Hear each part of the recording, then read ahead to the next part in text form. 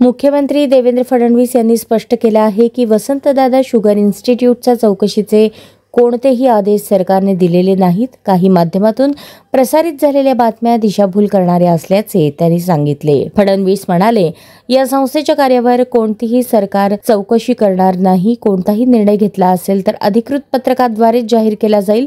त्यांच्या या वक्तव्यामुळे सुरू असलेल्या चर्चांना पूर्णविराम मिळाला आहे. वसंतदादा शुगर इन्स्टिट्यूटची कुठलीही चौकशी राज्य सरकारने सुरू केलेली नाही. वसंतदादा शुगर इन्स्टिट्यूट करता वर्षानुवर्ष 1 रुपया हा कापून घेतो. त्यामुळे जसं इतरांनी त्या पैशाचं काय केलं याची माहिती मागितली, तेवढीच माहिती साखर आयुक्तांनी ही वसंतदादा इन्स्टिट्यूटला मागितली आहे.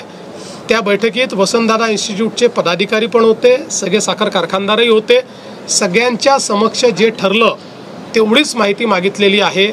त्यामुळे विनाकारण वसंतदादा इन्स्टिट्यूटची चौकशी चालू केली. आमच्याकडे तक्रार आली, गंभीर असेल तर आम्ही करूही, पण अशी कुठली तक्रारही आलेली नाही. त्याच्यामुळे चौकशी करण्याचा प्रश्नच उठत नाही.